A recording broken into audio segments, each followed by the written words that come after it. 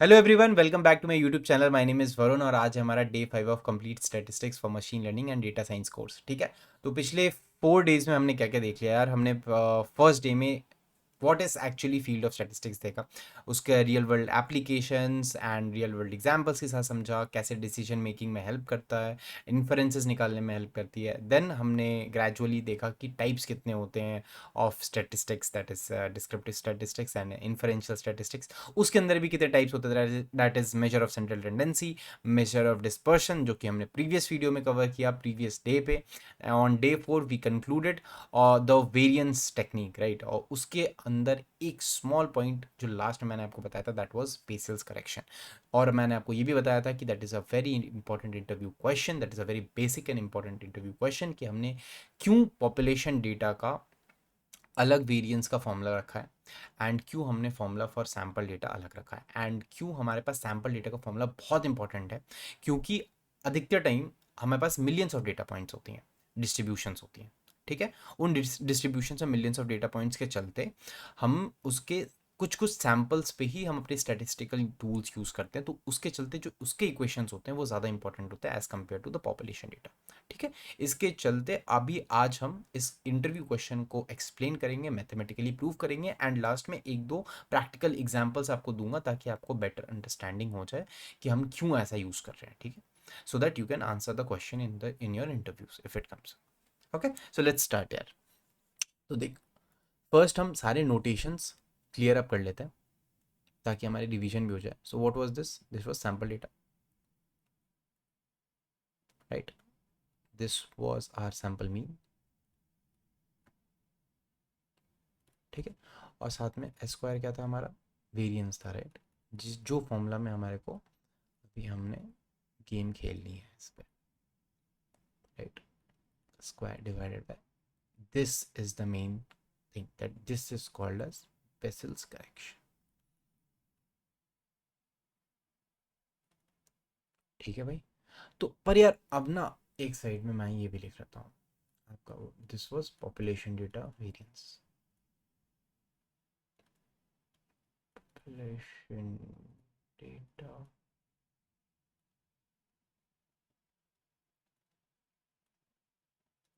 And ये क्या होगा आपका? Nothing changes, just this is capital and भाई अगेन नोटेशंस बहुत इंपॉर्टेंट हैं, एंड दिस इज कैपिटल है।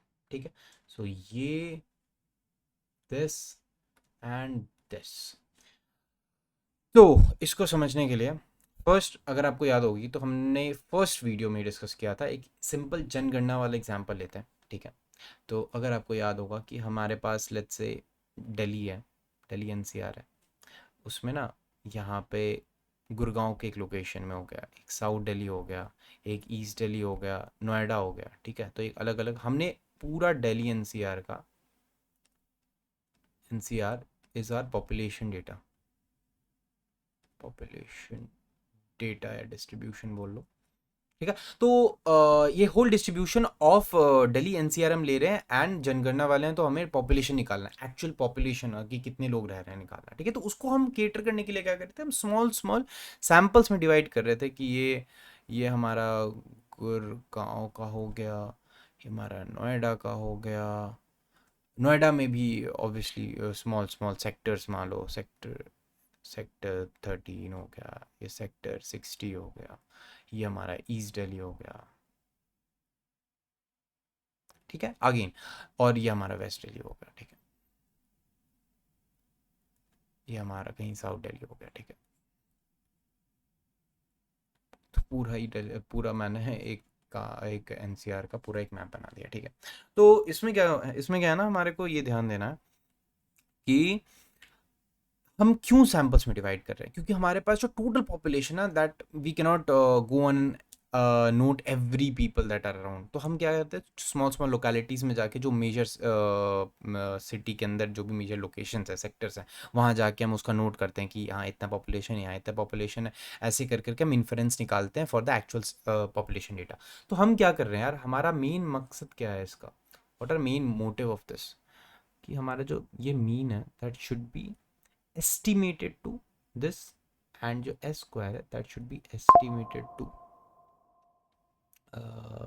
this, right? This is what we need to achieve. We need to achieve. Why? क्योंकि यार कहीं ना कहीं ऑब्वियसली हम सैम्पल डेटा को देख के उसके इन्फ्रेंसेस निकाल के हम पॉपुलेशन डेटा को एग्जैक्ट बनाना चाहते हैं, तो इन दोनों को इक्वेट होना बहुत इंपॉर्टेंट है, राइट? वेरिएंसेस दोनों के सेम होने चाहिए, मीन सेम होने चाहिए, एवरेजेस सेम आने चाहिए, तभी जाके हम बोलेंगे कि यार हाँ हमने कंक्लूड कर दिया कि सैम्पल्स का ये डेटा लेके कि हम एक्चुअल पॉपुलेशन डेटा में इतना होगा।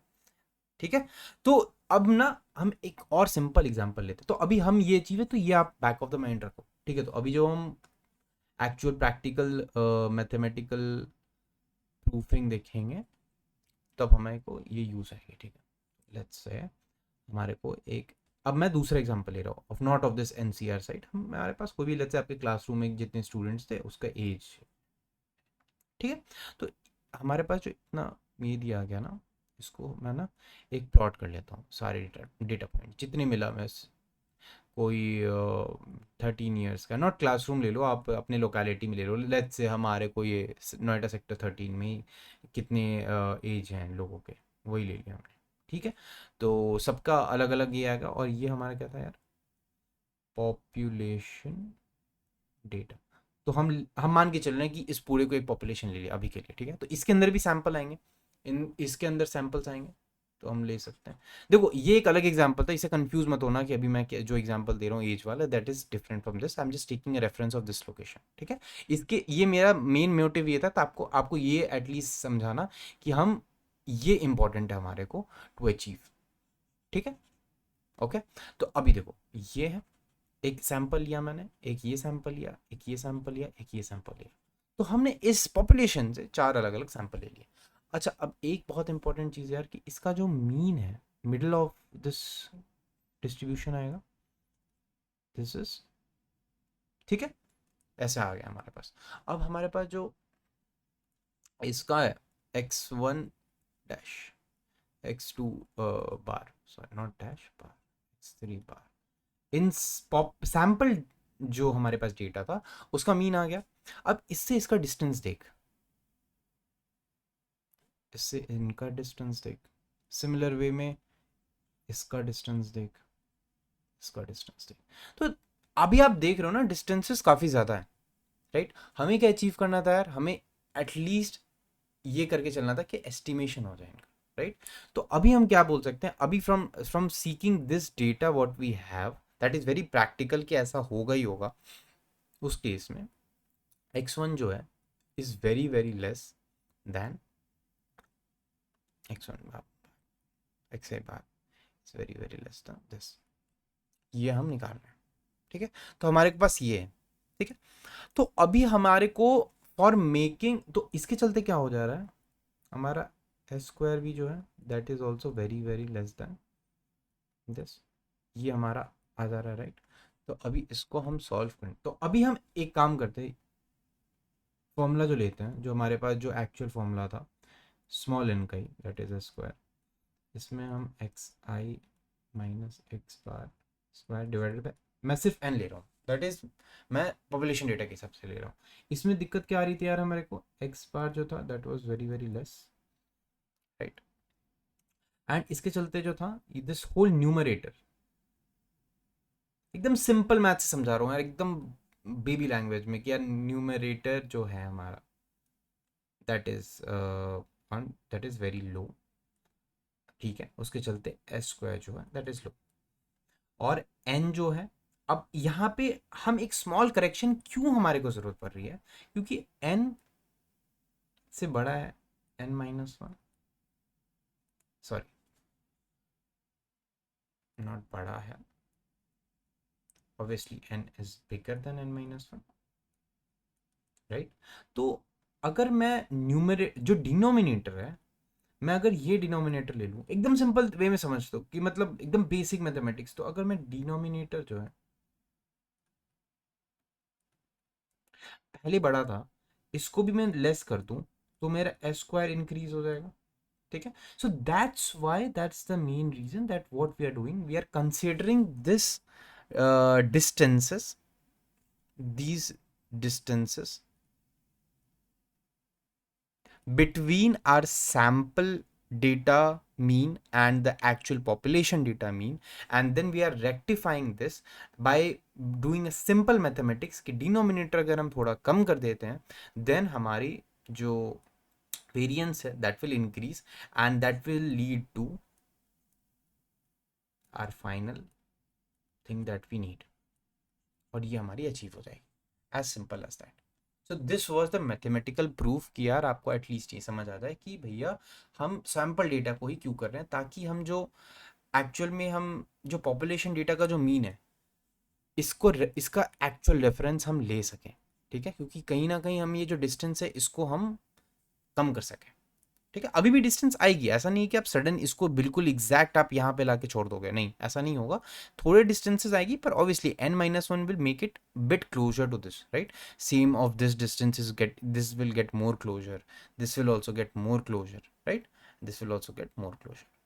तो वैसे ही करके हमें, और फिर उस सभी सैंपल का एवरेज निकाल के हम एक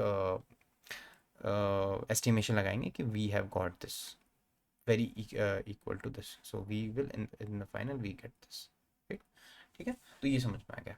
अब एक और एग्जांपल मैं आपको दे देता हूँ, ठीक है, जिससे आपको और बेटर तरीके से एक फुल क्लियरिटी आ जाए इस पूरे टॉपिक के। दैट इज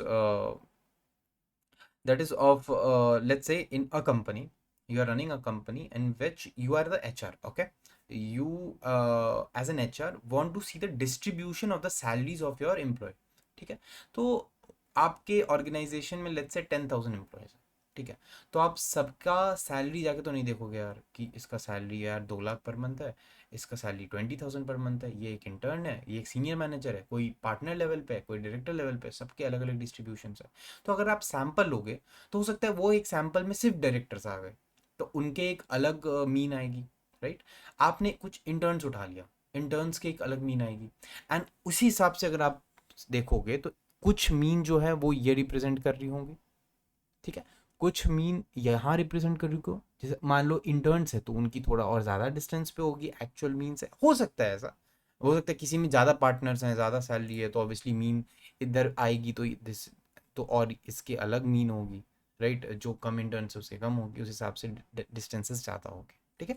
तो इस चीज़ को कम करने के हिसाब से हम ये मैथमेटिकली प्रूव कर रखे हैं कि हमें न्यूमरेटर को कम हो रही है तो डिनोमिनेटर कम करनी है।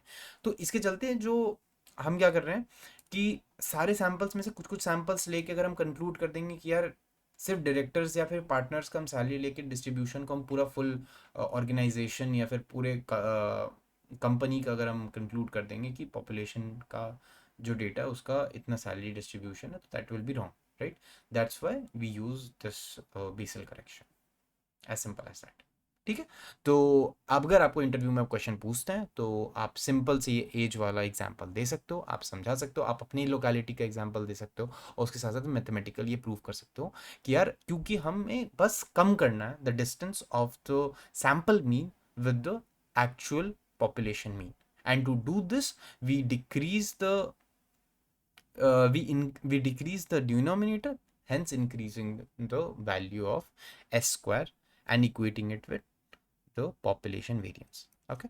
So that is it for today guys, और in the next subsequent days जो आने वाली है उसमें हम स्टैंडर्ड डेविएशन समझने वाले हैं, उसके बाद फिर कुछ वेरिएबल समझेंगे, और फिर डिस्क्रिप्टिव स्टैटिस्टिक्स को ख़त्म करके इन्फरेंशियल स्टैटिस्टिक्स पे जाएंगे। So thanks a lot for watching this video and stay tuned for the next few days, okay, thank you, take care, bye bye.